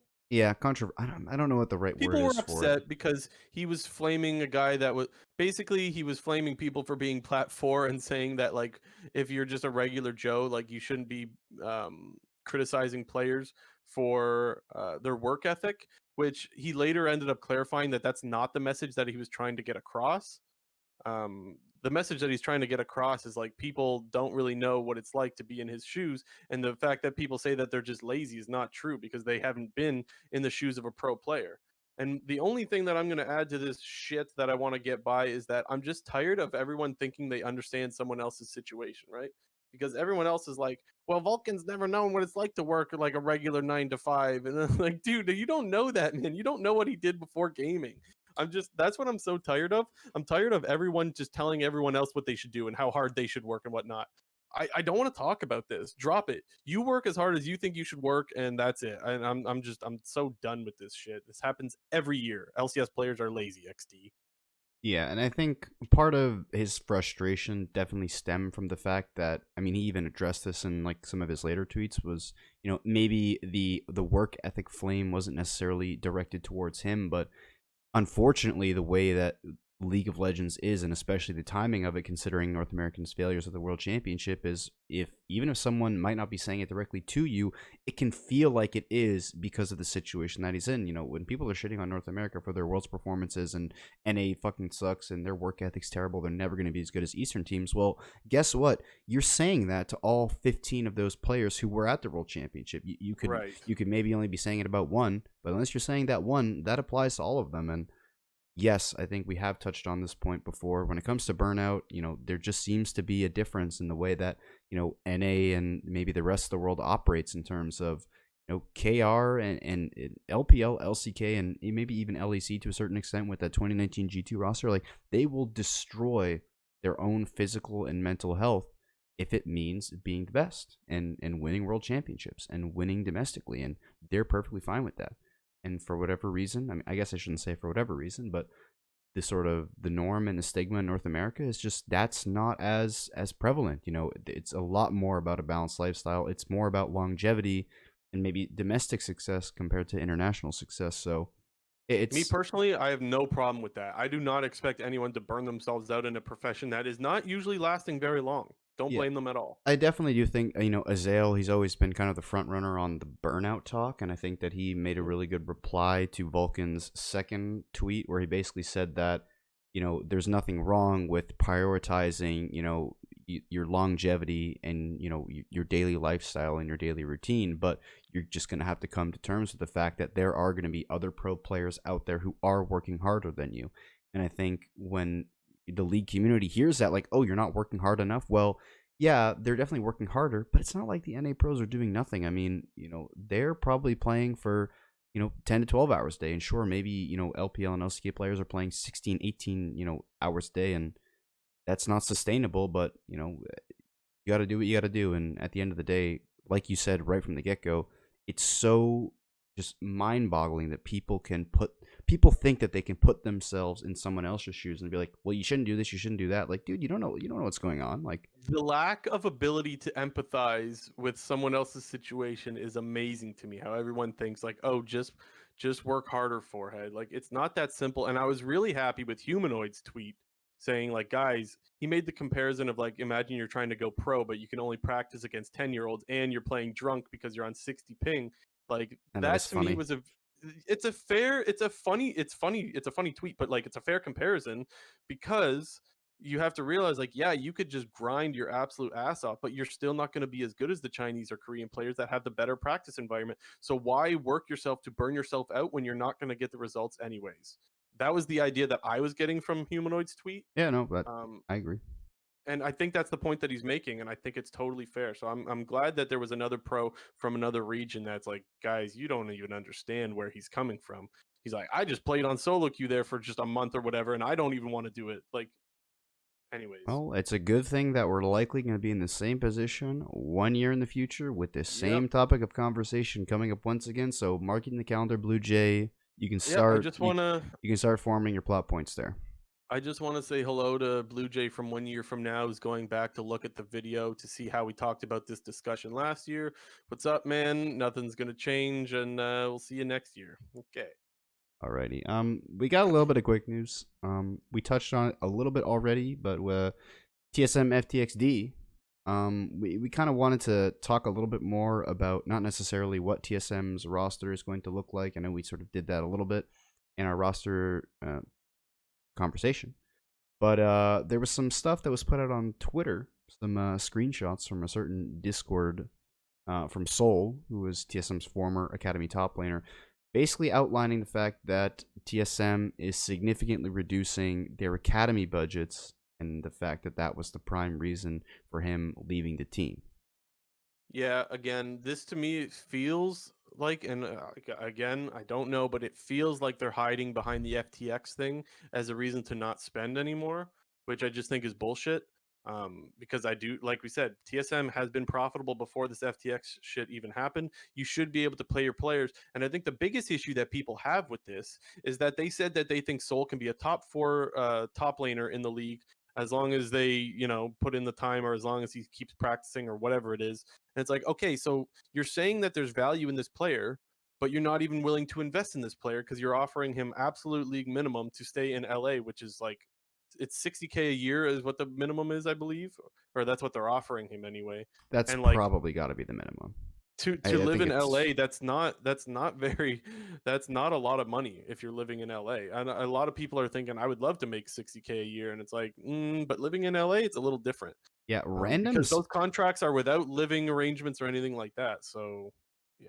Yeah, random side note, Soul was getting a lot of flame for like using McDonald's in his tweet saying like 60K is McDonald's money, and I just saw a bunch of replies on Twitter saying like, dude, this guy's so out of touch, he doesn't know. Like, I feel like people don't realize like McDonald's has become a It's the noun. Like meme. Yeah. it's not like McDonald's doesn't mean McDonald's. McDonald's means like free agent. It means like shitty. It mean like it's transcended its definition. So I feel like it's once again like he's just getting shit on for no reason. It just kind of irks me a bit. But They're even missing before, the point. just to circle back to your earlier point, because even before these screenshots on Twitter came out of his Discord saying that TSM only offered him 60K with like no, living plus expenses, um, pretty much right back to what you said. The fact that they came out publicly last year and said that they believe that he has the potential to be a top four top laner in the LCS. However, 3 months later, don't even bother in investing in him. Just above the minimum. Let's just say we're assuming 60K is the minimum. You can't even go above the minimum to continue to invest in this player, and it's just another blunder on TSM from an organizational PR standpoint. Where sure, it might have been the former head coach, the former general manager, it might have been those people talking about him, but at the same time, your name is attached to these comments, and you're just once again lying to people. They're just Yeah. lying. I didn't mind when he benched himself because he realized he wasn't ready for the LCS. That's fine. Not everyone just is ready for LCS when you're extremely new to the scene as he was. The problem is it goes back to TSM always, always, always being misleading in their messaging or just flat out lying. Like their messaging is always, um, yeah, I guess just misleading. Like I have no reason to trust what TSM says anymore, and I've been saying that for a while. And this just adds to the list of reasons why we think he's valuable, but we won't invest in him. Okay, great. Next. Yeah. I don't know. It doesn't make any sense. Last up on our quick news, it has to do with some off-season stuff, but not NA or EU. We got some LCK news, some pretty big news to be exact. Ruler, the AD carrier of GenG, is not going to be on GenG next year. So, I mean, I don't Damn know. one, please. Come Yeah, on, damn one. I don't know what the situation is going to look like with the LCK in terms of the offseason, but I'd have to imagine that Ruler is probably going to be the one of the top or the top free agents going into this offseason. I was really excited when they had Duck Dom and Kellen. Like they had a great year last year. For some reason, it didn't pan out this year, and so you got to think that was the biggest area where Damwon looked lacking. And I would love to see Ruler on that team. That's wishful thinking. I have no reason to believe. Like I haven't heard any rumors or anything like that. Maybe you have. I have not. But yeah, that's just my hope anyway. Well, alrighty then. Last but most definitely not least, we have our prop sheet winners. We had, I don't know what was the total. I think not including us, there was 21 submissions in the prop sheet. Obviously it was for the World Finals, so hopefully you had some extra fun watching the World Finals, playing along with our sheet. I went ape shit when Carrie got executed. I went nuts. Exactly. So, the scores were a lot lower than the previous times that we've done this, but I think that obviously has to do with the prop sheet being very DRX, weighted. Meaning, Right. if you picked a lot of DRX side of, the side of the predictions, you were likely to result in more points. But since T1 was the overwhelming favorite going into it, the majority of people were filling out a lot of T1 stuff, like, T1 was going to win, this year was going to be quick. They were going to have more first bloods, more drags, whatever. So, Who's the winner, J&T? Who won? the winner in first place with 17 points, which was 1 point ahead of the next closest person, was nickBrezzy. So Okay. I'll probably message you on Twitch probably tomorrow being Tuesday. These usually go up Monday night, Tuesday morning, so look out sort of Tuesday at the latest Wednesday. I'll send you a DM on Twitch. Obviously I'll verify to check that you're following us. That's the most important thing. But Who's the other winner? yeah, in second For place, second place. we had okay, actually, I shouldn't. Okay, there was a 5-way tie for second place, but there was and there wasn't. So I actually came in second place, but I can't win. So I'm not going to steal $25 from the hard-working fans of the Clown Fiesta podcast. But not excluding me, there was a 5-way tie for second place, with 5 people being on 15 points. However, with the tiebreaker question, Blue Jay actually would have been in second place. Yeah. But obviously he can't win, so we had to get rid of him. And so our real second place with 15 points, but won via the tiebreaker with a first blood prediction of 8 minutes 53 seconds, which was, it was really, really close between him and some other guy, but it was, what's his name? Let me pull it up. It was, wait, oh my god. Oh no, I know. JT lost the name. Well, I know this person, but did they get the winnings? Did they get the winnings? Yeah, why Is not? my boy wallacethellama, Bruce Harvey, Okay. my boy. Holy shit. All right, shout out to Wallace the Llama. Dude, I didn't even check. Dude, it's my boy right there. All right, good for him. Congrats to the winners. Thank you guys for participating. That is it for this episode. This might be our last one. So if it is, we thank you guys for your continued support, and we hope you guys enjoyed listening to CFP this year. We will be back. All indications are that we'll be back in January. So we hope to see you guys then. And if not, then maybe we just see you next week. Who the hell knows? But just a huge shout out again to you guys. Thank you so much for the continued support. We love doing it, and as long as you guys keep listening, we're gonna keep doing it. So yeah, thank you. Anything you want to say, JNT? I appreciate it. Fill out the damn Yeah. prop sheet next year. More people. Send it to your friends. Send it to your dog. Send it to your cat. Send it to your bird. I don't care. Yeah, dog submission. Okay. Yeah, dog. All right. We'll see you guys when we see you guys. This has been episode 108 of the Clown Fiesta podcast. Take care of yourselves.